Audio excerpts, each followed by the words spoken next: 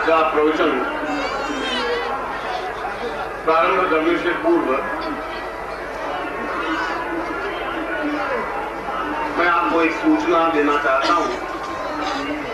यद्यपि सूचना देने के लिए जिन व्यक्ति को और जो व्यक्ति बिल्कुल सही रूप में सूचना देने का अधिकारी है उनको आकर के सूचना देनी चाहिए थी, मगर हमारे यहाँ बीच में जो कमिश्नर साहब बैठे हैं, इनके आने से पूर्व ही यहाँ पर एक कैंप लगा है ब्रिटिश कॉर्पोरेशन का, जो भारतवर्ष और कुंभ मेले की सूचनाओं को एकत्र करता है और वह अपने आप में अंतर्राष्ट्रीय संस्था है और उसके जो संवाददाता हैं, जो सूचना एकत्र करने वाले व्यक्ति हैं, वे एक प्रकार से इस क्षेत्र में विश्व प्रसिद्ध थे, जिनके नाम से अच्छा अधिकारी और व्यक्ति दो क्षण सोचता है। वे मिलने के लिए आए और कल भी वे उपस्थित थे प्रवचन में। मुझे ये ध्यान नहीं था, मैं उनसे परिचित नहीं था कि वे इस प्रवचन में उपस्थित हैं, मगर वे जा रहे थे अपनी जीप में और बड़ी भीड़ देखी तो शाम को वे 2 क्षण रुके और जिस क्षण वे रुके हुए थे उस क्षण मैं प्रवचन जब आपके सामने कर रहा था और तो मैं आपको एक बात बता रहा था कि भारतीय संस्कृति का मूल आधार मंत्र है और मंत्रों के माध्यम से, यज्ञ के माध्यम से, क्योंकि देवता और मनुष्य के बीच में संबंध स्थापित करने की क्रिया केवल अग्नि के माध्यम से ही संभव है। इसलिए अग्नि देवता, वायु देवता, सूर्यो देवता, चंद्रमा देवता, यजुर्वेद के मंत्र में भी इस बात को चिंतन किया गया है कि देवता और मनुष्य के बीच की कड़ी अग्नि है, जिसके माध्यम से हम भविष्यान्न सामग्री उन तक पहुंचा सकते हैं। और मैं बता रहा था कि मंत्रों के माध्यम से देवता अग्निकुंड में पूर्णतः प्रत्यक्ष होते हैं। वे उस बात को सुन रहे थे, टेप रिकॉर्डर उनके पास था। और उसके बाद मैंने एक बात और कही कि कल मैं आपको दीक्षा दूंगा और दीक्षा के अंतर्गत जब विशेष प्रकार की दीक्षा क्रम होता है उस समय आपकी आंख अपने आप में इतनी शक्तिशाली नहीं होती कि उसकी आंख का प्रतिबिंब आप पकड़ सके, क्योंकि और सूक्ष्मता 1/16 या 1/32 आंख सूक्ष्म हो तब आप उस तथ्य को, चिंतन को पकड़ सकते हैं। और जिस प्रकार से कृष्ण की मुख में अगर ब्रह्मांड भेदन होता है तो उस प्रकार के विशेष मंत्रों को उच्चारण करते समय आंख में भी ब्रह्मांड भेदन होता है। यह कल मैं आपको समझा रहा था। वह चिंतन, वह बात उन्होंने सुनी होगी। और आज सुबह जब मैं दीक्षा दे रहा था तब भी वो अपने विशेष लेंस के साथ उपस्थित थे। मुझे इसका कोई ज्ञान नहीं था क्योंकि वे सामान्य वेशभूषा में थे और आपको मालूम हो तो धोती कुर्ते में थे। ब्रिटिश व्यक्ति भी, जैसे हमारे यहाँ एक ब्रिटिश पुरुष और एक स्त्री आई थी, धोती कुर्ते में घूम रहे थे, ठीक, जिससे कि एबनॉर्मलिटी दिखे नहीं, एक आदमी चौंके नहीं, वो शायद उसका मानस रहा होगा। और शाम को यज्ञ कुंड के समय में भी वो विशेष लेंस के साथ अपने उपस्थित थे। खैर उस अग्नि कुंड की तो बात नहीं, मगर सुबह जब दीक्षा दी तो उन्होंने क्लोजअप में जो चित्र खींचे उन चित्रों को लेकर के, एक चित्र को लेकर के मेरे साथ उपस्थित हुए थे और वे आंखों का क्लोजअप था। और उस आंखों के क्लोजअप में, उस आंख की पुतली में पूर्णतः ब्रह्मांड जो स्पष्ट होना चाहिए वह उस आंख की पुतली में स्पष्ट हो रहा था। वो चित्र मेरे पास को लेके आए थे और उन्होंने कहा कि मैंने उनको कहा कि मैं इस चित्र को उन सबके सामने, साथियों के सामने रखना चाहिए। उनका मैं अपने अधिकारियों से परमिशन लेकर के और ये ब्रिटिश का कैंप के बाहर मैं इस चित्र को लगा रहा हूँ। मैंने उनको कहा कि मुझे 4-6 चित्र आप दें तो शायद वो कल चित्र देंगे, मगर यदि आंख में ब्रह्मांड दिखाई दे सकता है तो मंत्रों में, अग्नि में देवता भी स्पष्ट हो सकते हैं। मैं सोचता हूँ कि इस कुंभ की अगर यह विशेषता है तो यह भी अपने आप में विशेषता ही है। शायद कल अखबार के माध्यम से भी पढ़ सकेंगे। मैं तो केवल उनकी दी हुई सूचना आपको दे रहा हूँ।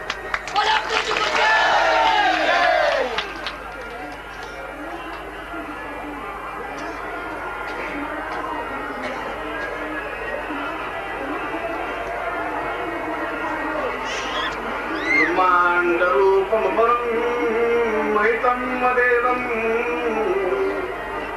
चिन्त्यानुचिन्तमनिशं वैतान् विहंसि आजानुभूतभौतं भक्तं मदेवम्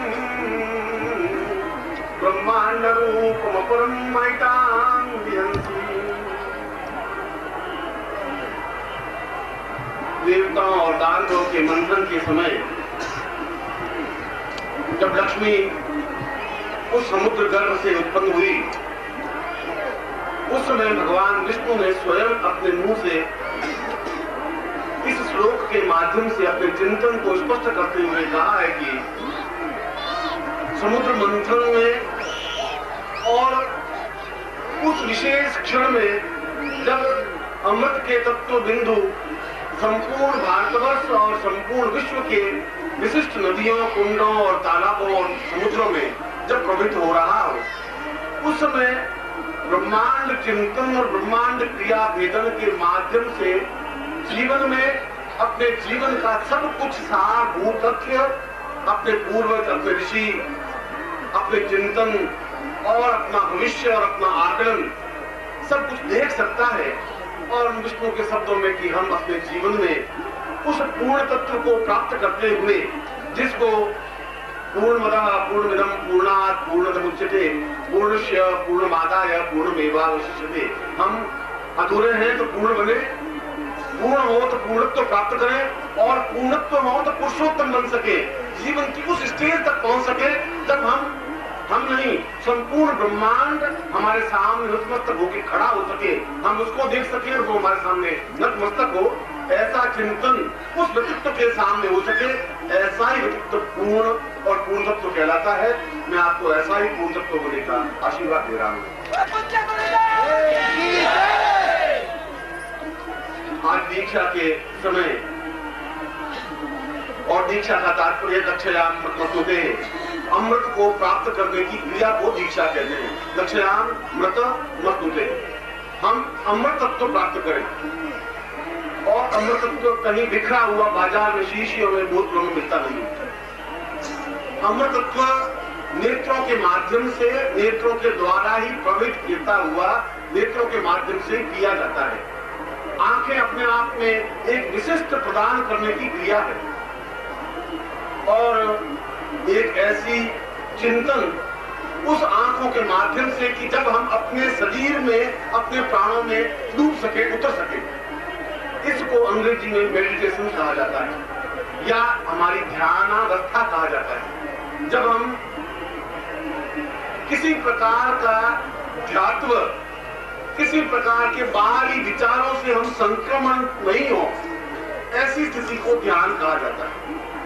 जब हम, या अंग्रेजी में जिसको कहते हैं थॉटलेस माइंड, और संसार में सबसे कठिन काम थॉटलेस माइंड का है। ऐसा क्षण आता ही नहीं कि हम अपने दिमाग को विचारों से शून्य बना दें। कमिंस साहब मुझे टेरिस में बैठे हुए प्रश्न कर रहे थे कि मैं क्या साधना करूं जिसके माध्यम से मैं जीवन का आनंद प्राप्त कर सकूं। और मैं उनको बता रहा था कि जीवन का पूर्ण आनंद धन में और पुत्र में और पत्नी में, बंधु और बांधवों में और अन्य स्थानों पर है नहीं, वह सुख है। आनंद की अनुभूतियां तो तब हो पाती हैं जब हम अंदर ही समाहित हो जाते हैं, अपने आप में डूब जाते हैं, अपने आप में घुस जाते हैं। और अपने आप में डूब जाने की क्रिया को ध्यान कहा जाता है, जब हमें बाहरी परिवेश का कोई चिंतन नहीं रहता। इसके दो क्रियाएं हैं। एक क्रिया, आप स्वयं उस विशेष साधना को संपन्न करें, और दूसरा, अपने गुरु के नेत्रों के माध्यम से उस विशेष चिंतन को अपने नेत्रों के माध्यम से प्राप्त करें। यह दूसरे प्रकार की क्रिया ज्यादा सरल है, ज्यादा अनुकूल है, क्योंकि इसके माध्यम से हम उस जीवन के आनंद को, अभी जब हम आरती कर रहे थे तो वह सुख की अनुभूति नहीं थी, वो आनंद की अनुभूति थी। हम अच्छे कपड़े पहन करके सुख प्राप्त कर सकते हैं, अच्छा भोजन प्राप्त करके सुख की अनुभूति कर सकते हैं, मगर सुख के माध्यम से आनंद नहीं खरीद सकते। आनंद के माध्यम से तो सुख प्राप्त हो सकता है, मगर बहुत अच्छा भोजन करने पर भी जीवन में आनंद अनुभूति हो, ऐसा कोई आवश्यक नहीं है। पैसों के माध्यम से हम नींद नहीं खरीद सकते। 5 लाख रुपए देकर के भी हम पूरी रात पूरी गहराई में नींद ले सके तो जरूरी नहीं है। पैसों से नींद नहीं प्राप्त हो सकती। पैसों के माध्यम से भूख भी प्राप्त नहीं हो सकती। पैसों के माध्यम से आनंद भी प्राप्त नहीं हो सकता। आनंद प्राप्त हो सकता है अपने आप में पूर्णतः दक्ष हो जाने की वजह से, और यह दक्ष हो जाने की क्रिया ही दीक्षा कही जाती है। और दीक्षा जब विशिष्ट पर्व हो, जब अमृत पूर्ण रूप से सिंचित हो रहा हो, ये तीनों दिन अपने आप में पूर्ण पृथ्वी पर अमृत सिंचन होने की क्रिया हो रही है। और आप प्रश्न करेंगे कि क्या अमृत सिंचन वास्तव में ही होता ही है? मैं कहता हूं कि आप शादी के अवसर पर 2000 कुमकुम पत्रियां छपाने पर भी आपके रिश्तेदार 100 इकट्ठे नहीं हो पाते। यहाँ पर बिना सूचना दिए करोड़ 1.5 करोड़ व्यक्ति इकट्ठे हो जाते हैं, बिना इंफॉर्मेशन दिए, बिना सूचना दिए, बिना अटैचमेंट किए। यह स्थिति जरूर कोई विशेष क्षण है तब वे एकत्र हो पाते हैं। और मैंने कल भी जैसे बताया था कि हम अगर गंगा के जल को, यमुना के जल को देखें तो वह गौर वर्ण का और श्याम वर्ण का है, मगर जिस समय अमृत सिंचन होता है तो पूर्ण पृथ्वी का जल, वो चाहे इंग्लैंड हो, वो चाहे अमेरिका हो, और वह चाहे भारतवर्ष हो, चाहे पाकिस्तान हो, पूर्ण नदियों का जल द्विग्ध धवल सफेद जल हो जाता है। यह समय सबसे बड़ी बात, सबसे बड़ा चिंतन, सबसे बड़ा विचारधारा यह है कि कुछ क्षणों के लिए पूरी नदियों का जल एकदम सफेद जल क्यों हो जाता है। उनकी बातचीत में जो मैं ब्रिटिश कॉर्पोरेशन की बात कर रहा हूं, उनके सामने मैंने इसी तथ्य को रखा। मैंने कहा अगर आप देखना चाहते हैं तो भारतवर्ष को इस रूप में देखिए। उस मंगे जो चितड़े चुभ रहे हैं उनकी फोटो लेकर के इंग्लैंड में छापने से काम नहीं चल सकता। अब मरी हुई गायों की हड्डियों का चित्र लेकर के छापने से आप भारतवर्ष को स्पष्ट नहीं कर सकते। अगर भारतवर्ष को स्पष्ट करना तो फिर आप आकर इन साधकों को देखिए, इनकी तन्मयता को देखिए। आप देखिए कि साधन किस प्रकार से लीन है। आप देखिए कि एकदम से कुछ मिनटों में पानी एकदम सफेद दूध की तरह क्यों हो जाता है। आप बोतल में भरेंगे तो वह दूध की तरह क्यों दिखाई देता है। आप इसको भारतवर्ष देखिए, तब आपको मालूम पड़ेगा कि ओरिजिनलिटी भारतवर्ष की क्या है। उन्होंने भी इस बात को स्वीकार किया कि जरूर कुछ विशेषता, कुछ विविधता है, क्योंकि मैं इस नेत्र को देख रहा हूं। इस नेत्र में मैं उम्मीद नहीं कर सकता, क्योंकि मैंने क्लोजअप 6 लिए थे, एक नहीं, कुछ व्यक्तियों के भी लिए थे, आपका भी लिया था, एक्स का भी लिया था, और 6 चित्र मैंने अपने सामने रखने के बाद मैंने देखना चाहा कि ऐसा क्या है।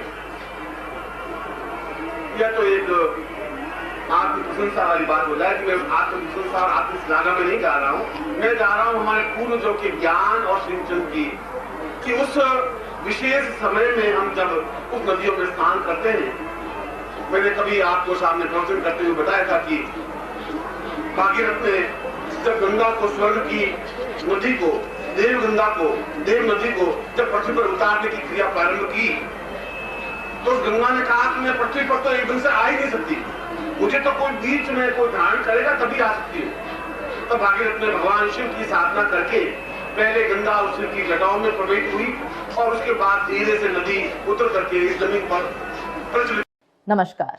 अगर आप सद्गुरुदेव डॉक्टर नारायण दत्त श्रीमाली जी के दीक्षित हैं, या फिर आपके पास उनसे जुड़े हुए कोई भी अनुभव है, तो नीचे दिए गए हुए नंबर पर वीरल पटेल जी को मैसेज कीजिए या फिर फ़ोन कॉल कीजिए और अपने अनुभव ज़रूर शेयर कीजिए। डॉक्टर नारायण दत्त श्रीमाली जी के आत्मकथा का संकलन करने में मदद करें। धन्यवाद।